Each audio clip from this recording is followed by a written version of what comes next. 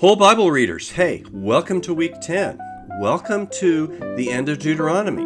Welcome to the end of the Torah, the first 5 books of the Old Testament, the books of Moses.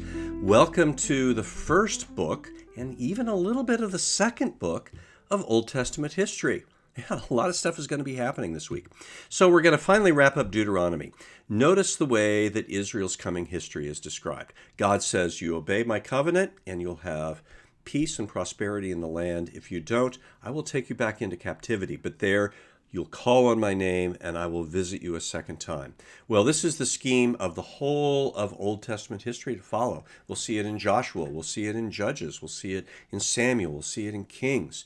It really defines everything that's going to happen hereafter.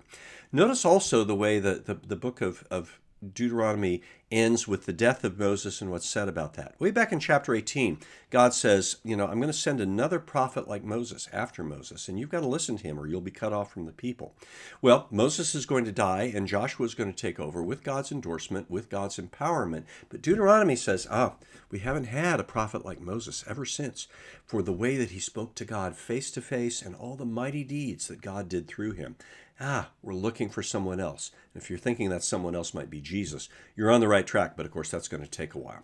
We're going to read all of Joshua this week, which is amazing. We're really making some progress.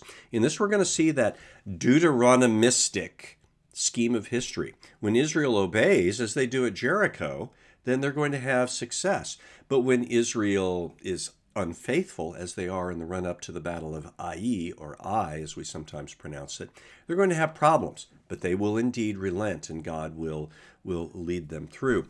So the first 11 chapters of Joshua are going to emphasize that God has been faithful to his promise and that he leads Israel to take all of the land that had been promised. 11:23 is going to say the entire land is taken, just as God promised.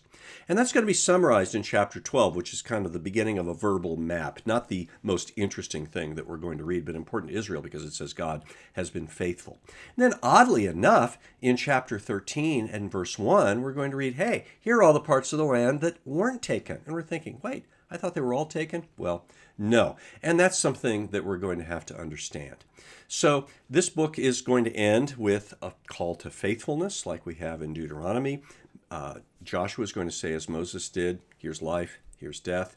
Choose this day whom you will serve. As for me and my house, we will serve the Lord. So that moment of decision is there for every person, for every generation. Well, then we'll get just a glimpse of the book of Judges, especially how Judges has this recurring pattern. It's laid out at the beginning of the book. Israel forgets about Yahweh, about Israel's God.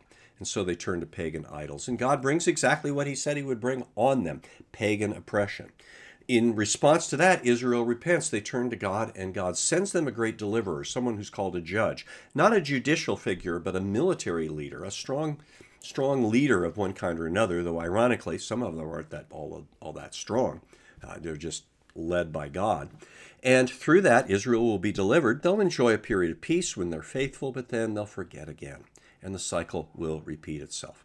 Well, let's note something about all of these battles. This is maybe the bloodiest portion of the Old Testament. It's especially disturbing when we read that God says, take no prisoners, take no spoils, burn everything, kill everyone. It's just brutal. Well, how does that work? Well, first of all, it's an instruction to Israel. This war is not like the wars that your pagan neighbors fight. They fight for spoils. They fight for slaves. You're not doing that. You're simply taking the land that I have given you. But what about the brutality? Well, it's really kind of a way that the language of warfare in the ancient Near East involves hyperbole, deliberate exaggeration. Because as we see the story develop, we're going to realize in the details, sometimes people are going to flee. They're just going to get away. Others are going to join Israel the way that Rahab does, the way the Gibeonites do. Others are going to resettle in other places or even very nearby, and Israel is going to be told, you treat those people with respect. Okay, you don't take advantage of them. You don't enslave them. So, but we also recognize, this conquest, this is not the way that the promised blessing of God is going to come to all the nations. We're looking beyond that. Yeah, we know where we're looking, aren't we? We've read the end of the book. All right, I really want to urge you, watch the Bible Project videos for these episodes. Find those on the TCBC Bible Reading Plan website, or find them through Bible.com or the YouVersion app.